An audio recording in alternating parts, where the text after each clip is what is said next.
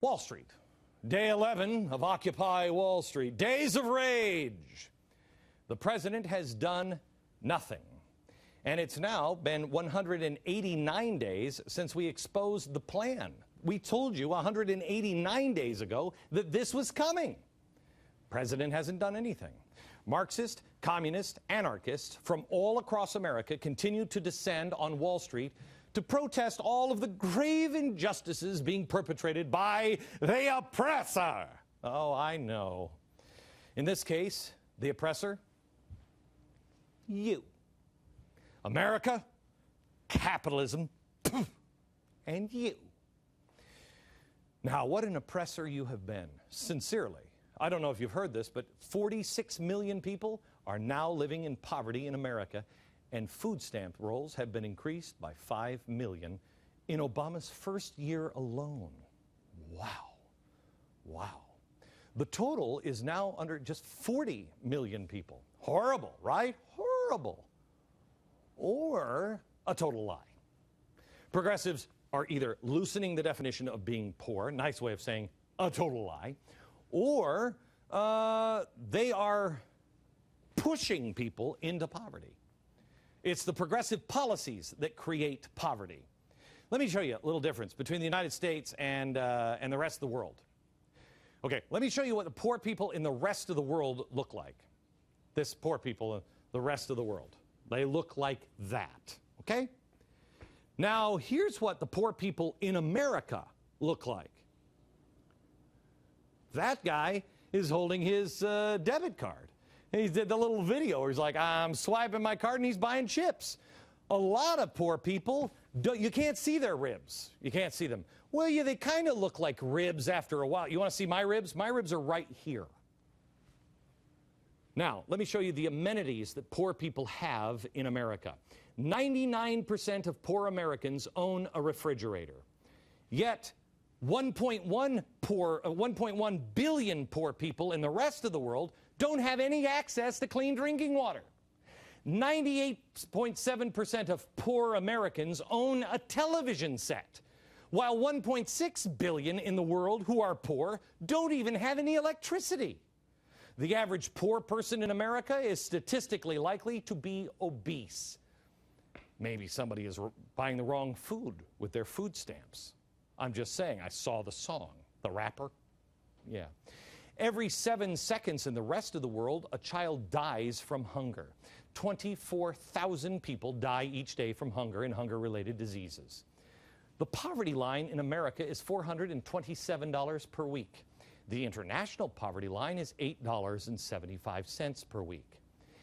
Let me just say to anybody who's saying how bad America is and how bad it is to be poor, there are poor people in America, but not like the rest of the world. Let me just say, you might want to keep the I'm so poor claim a little quiet, because the rest of the world that is poor may see you and eat you. Apparently, our poor are so poor now in America that they have a hard time remaining focused while taking law at George Washington University. Yes, that's how bad it is. They can't concentrate while they're taking law at George Washington University. Poor. Here is the poor liar from Wall Street protests, currently the hero on the left. I'm doing this monologue because I want you to expose this guy as a fraud. We've exposed him on The Blaze. Only The Blaze has done their homework, because somebody on my staff, Meredith, I love you, followed this little breadcrumb. I want you to meet Robert Stevens. Now, he's very upset. He's poor because the bank right there took their home. His parents, he's crying, they took my parents home. Watch this street performance. It's good. That took my parents home. That's the bank right there. I'm a law student at George Washington University, and I'm not moving. That's the bank that took my parents home. They played by the rules. My dad has a PhD, 2 master's degrees, and a college degree. My mom has a master's degree and a college degree. And what did they do? They took their home. I will go to jail tonight because it's not right. And I'm not. I will not. Stand by and just watch. I submit. Take me. I submit. You have to get out of the street now, okay? I submit. I will not. That's the guy who is lying while my parents were in their home. I don't know really how this all works, Robert. Robert stated his name in the video, and the Blaze wrote it down. He even spelled it. Nobody else did the homework. He's all over the internet from the left going, how can you have a heart if you don't listen to this story? Well, here. He says in the video that his father holds a PhD and 2 master's degree and a college degree. Whoa! Sounds like somebody spent a little too much on education. Now, his mother also has a master's degree. His mother was earning about $100,000 a year at a non-profit organization. Whoa, that is one sweet-ass non-profit, isn't it? Seriously, paying their employees $100,000. I don't know if I'd invest in that non-profit. Hey, you know what I really wouldn't do? If I had a son who was saying bigger government, which would stop all the non-profits because the government would do all the work, I might say, hey, you're kind of misguided here. That's the private sector that should do that. But I digress. Not only are all those facts true, Stevens is a recent graduate from Carleton College. It costs about $42,000 a year. Whoa! He is so oppressed. Now, he currently has to study law, I can barely say it, at Georgetown University. Oh, the horror of it. Don't let people in Mexico hear about that. They won't be able to sleep for a week. By the way, George Washington University is $71,000 a year. Whoa, he's that poor. Only in America can someone have this many blessings and still claim to be a victim. I'm not going anywhere. Is that brie over there? I'll have some brie. Anywhere. You got to be kidding me. It's ridiculous. But here's the worst thing about all of this. He's completely lying about his parents.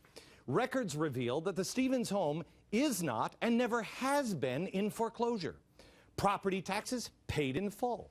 And the remaining balance on the $500,000 home, I'm not going anywhere. This is one sweet $500,000 poorhouse.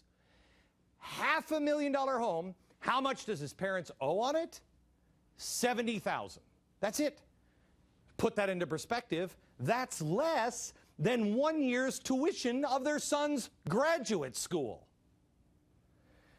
Now, either this guy is an idiot, which he probably is, or he knows that no one in the media will ever bother to check the claim.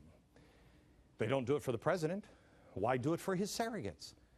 No one did check the claim. It is all over the internet today as a hero. No one checked it except for theblaze.com, because the truth has no agenda. Now, this can either just stay between us or you can push it out. Thank you, Meredith Jessup, for checking the public records. And then she called Robert's own mom. And she's on the phone with Robert's mom, and Robert's mom's like, he said, what? Her son claims that Chase Bank is taking the home. Mom says they're not. They've decided to sell their home because of a recent reduction in income. And because, quoting his mother, suburban St. Paul is just getting a little too conservative for our tastes. Oh, to be oppressed in America. Let me tell you something. Can you imagine your mother feels like that? She's out of the mainstream. She's out of the mainstream politically. And let's say your dad was a foreigner.